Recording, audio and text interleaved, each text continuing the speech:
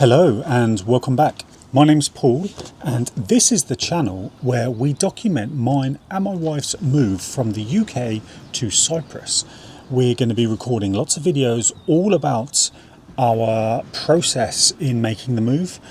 There's lots of videos already about viewing villas and everything like that, and also we're just basically documenting everything that we're learning along the way, because this is very new to us and it's very new to a lot of people that are interested in moving to Cyprus as well.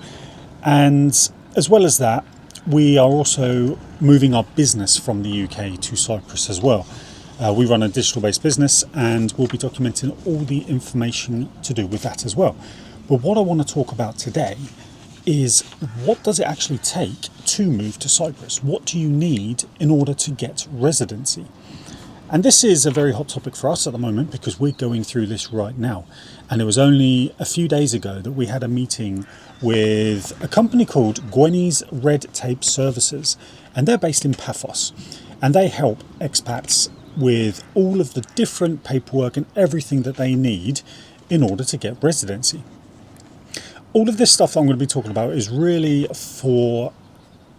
is just my experience and what we've learned to ensure that we move across legally and we have everything in place. And it's for us as a couple as well. There's no children involved, there's just myself and Tamer. And I have my list here, which Ilona from Gwenny's kindly wrote out for me. So I'm going to run through these different things that you need in order to gain residency. And this residency we're talking about is the pink slip, which is the visitor's slip. It's the 1 year residency that renews every year. You can go back and just get it renewed. You don't need all of this information again for the second year.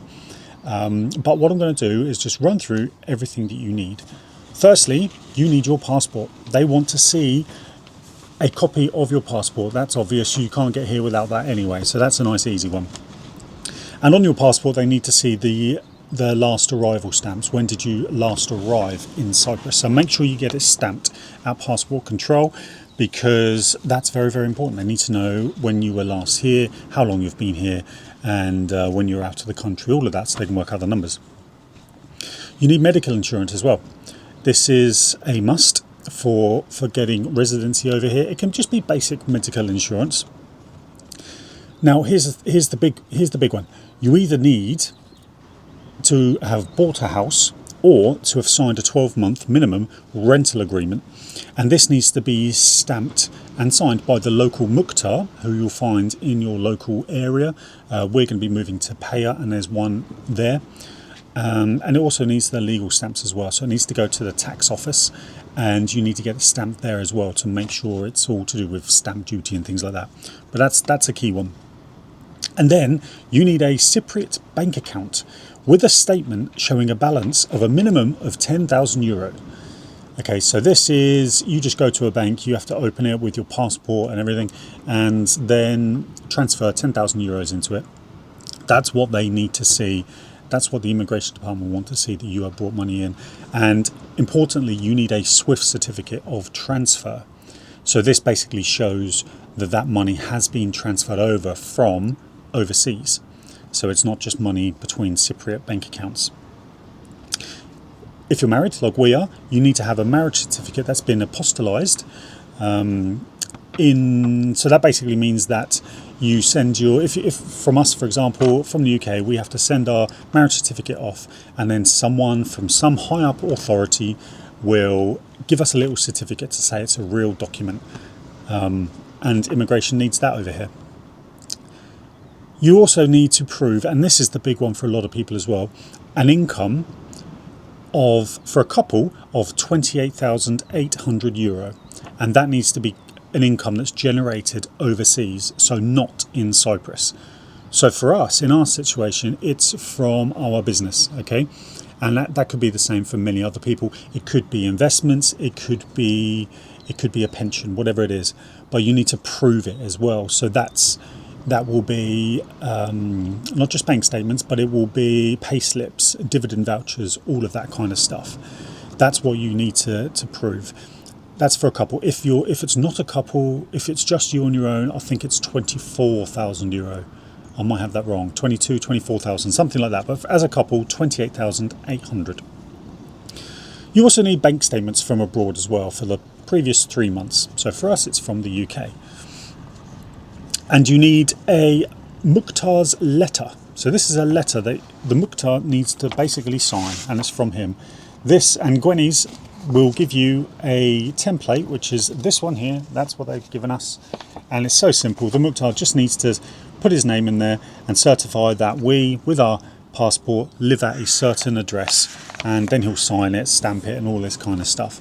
It's just to prove that they have seen us, they've seen our rental agreement, and they are approving the fact that we live in that area. And the Mukhtar, from what I can tell, is almost like a local mayor or someone, maybe someone high up in the local, I think it's the wrong term, but council, something like that. Basically, he's like the go-to figure that knows everybody and knows everything about everyone in that local area.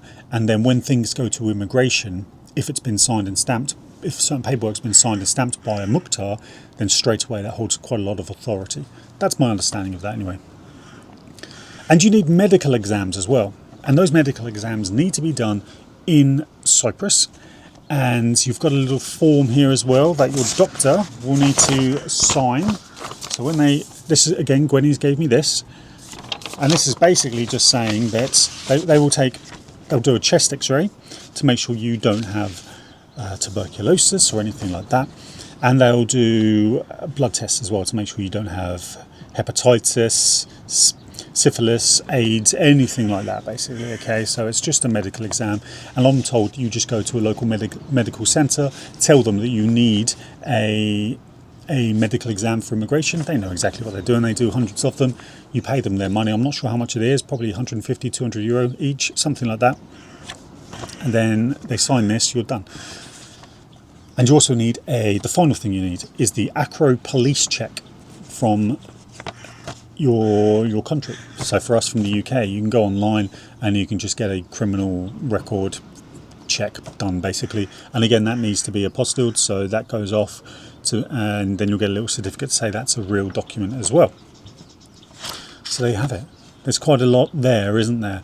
But these are all things that you need, you know, if you want to come over here. And that's what I like about this. There's a lot here, okay?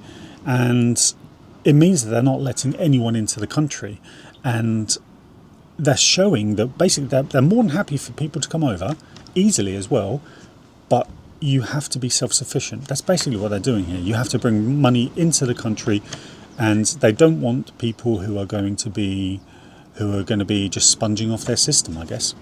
Now, with regards to Gwenny's red tape services, we haven't actually used these properly yet, but we went there for a meeting, which was completely free, and it was great. Didn't need any appointment, just dropped in. Got some fees for you as well. So for the first time immigration application and all this, the actual fee for that from the immigration centre is 140 euros. Gwenny's will charge you 200 on top of that for everything, and then you've got some VAT to pay, so 378 euros per person, and that will get your immigration application off. Then every year you have to do a renewal, and the cost for that in total, if you go through someone like Gwenny's, you can do it yourself, I believe, but if you go through someone like Gwenny's, the total cost is 308 euros. So there you have it. That is how you get the pink slip, which is the 12-month visitor's residency, which can be renewed. I hope that was of use to you. If you've got any questions at all, please do let me know below. I'm going through this currently myself at the moment, so we're going to be gathering all of this information over the coming weeks, and we'll be sure to document this journey. If you want to know where I'm sat right now, I am sat at the beach in Mandria, and it's only now 8:10 on a Sunday morning. It's already in the mid-20s. That sun is very, very warm indeed, and it's the middle of September.